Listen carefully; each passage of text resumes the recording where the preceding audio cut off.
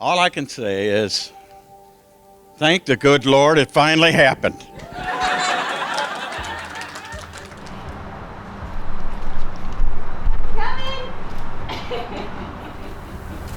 Yay!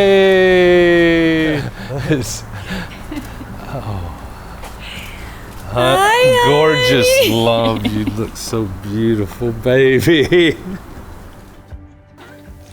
To my number one baby girl, and I say that in order of the birthing. I think Heather has found a super soulmate,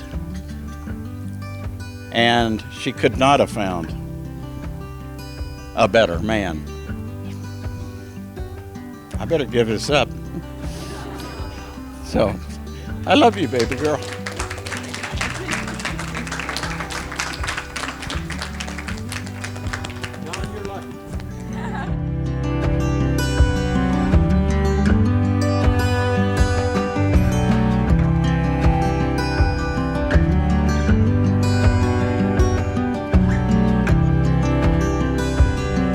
So Heather and I and Susan, we come down and we're getting ready to go meet Dennis and Jane, John's parents, Susan's parents, for dinner. And John was coming.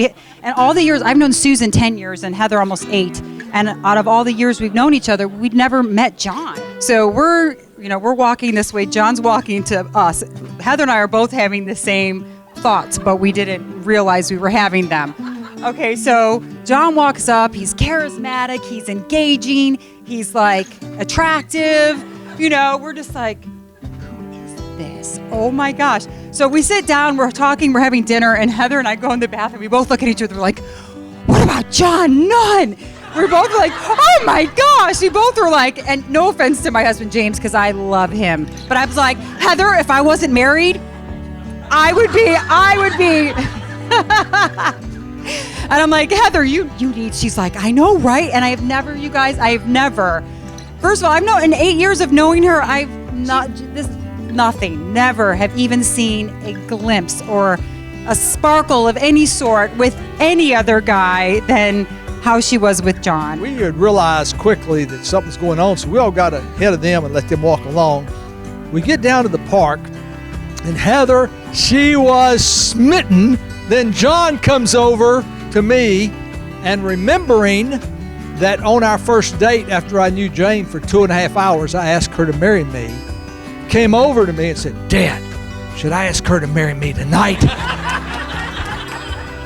And he claims he was kidding, but I really don't think that he was. And so it's just continued that way. But Heather's a great answer to prayer for us. We prayed for a woman who loved Jesus that would come in his life. And so what a wonderful answer to prayer. And we love you. We're so thrilled to have you being officially a part of the family. God bless you.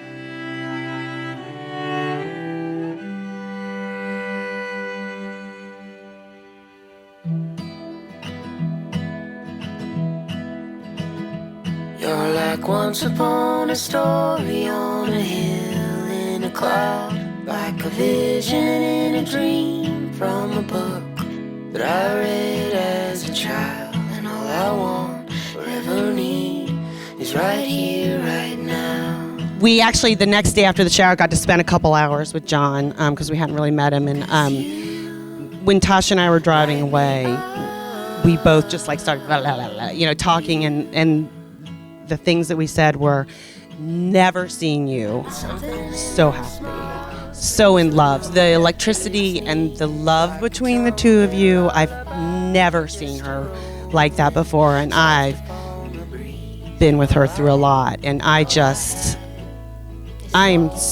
my heart is gonna pound out of my chest because it's so full of love and joy that the two of you have found each other. I mean, Heather, we are so fortunate and blessed to be loved by you. And John, you've made her so happy. I mean, I know Heather more than I know you, so I can say this about Heather, but you are going to be so loved so well by this woman. You are really, really, really a fortunate man. And I know the same, but I can really say that because I know Heather so well.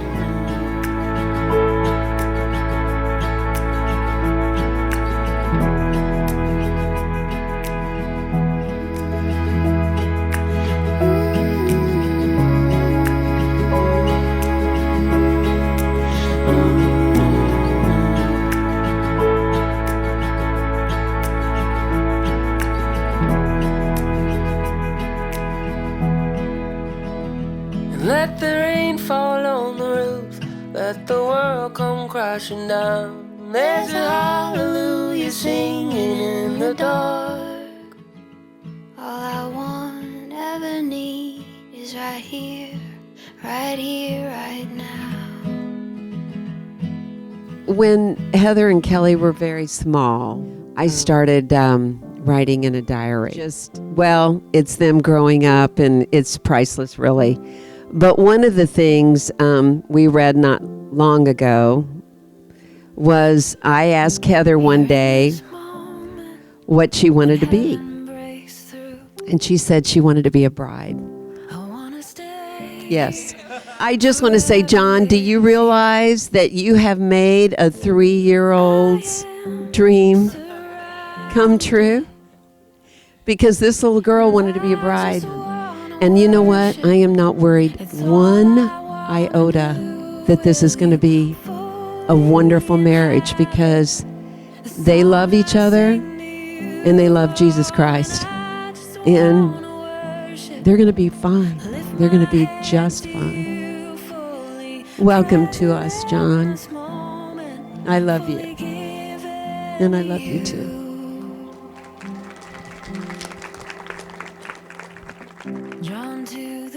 As the scriptures say, a man leaves his father and mother and is joined to his wife, and the two are united into one. So again I say, each man must love his wife as he loves himself, and the wife must respect her husband. John, do you totally commit yourself to Heather and to relying on God to be the husband He's called you to be? Heather, do you totally commit yourself to John and relying on God to be the wife He's called you to be? In the presence of God and these assembled witnesses, I pronounce you husband and wife. Now kiss the bride.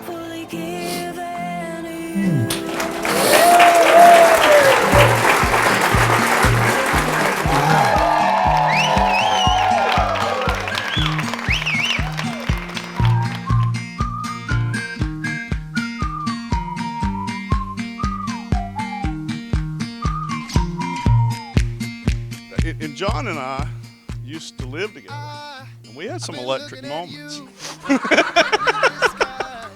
You know, we had some very electric moments. So yeah, you're in for an exciting time. And so this is just a joyous occasion, you know, to see this in your life and as much happiness as Heather's brought to you. After dinner and after the Summerfield Park, we were back at Jane's and Dennis's, and I go to the bathroom and I come out, and Kelly and Susan are planning tonight, the wedding reception. I'm not even kidding. It's happening. That's so crazy. Maybe wanna throw my hands up, throw my hands up, hands up. Ooh, see you wanna make some plans up. Take my hand, love, dance with me. May the wind always be at your back. May the sun always find your faces.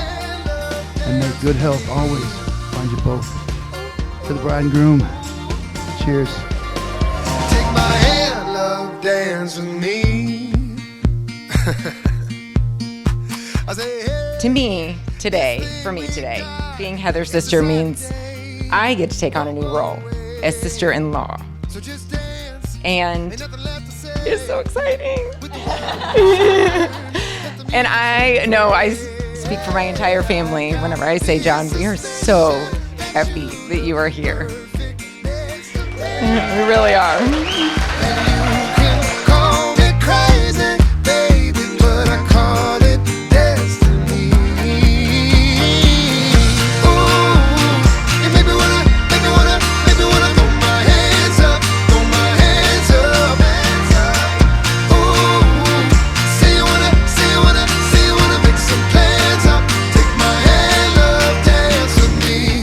want to thank Heather. I want to thank you so much. You light up every life you walk into.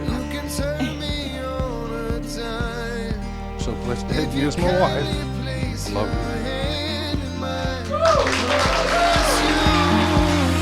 you. Ooh, you make me wanna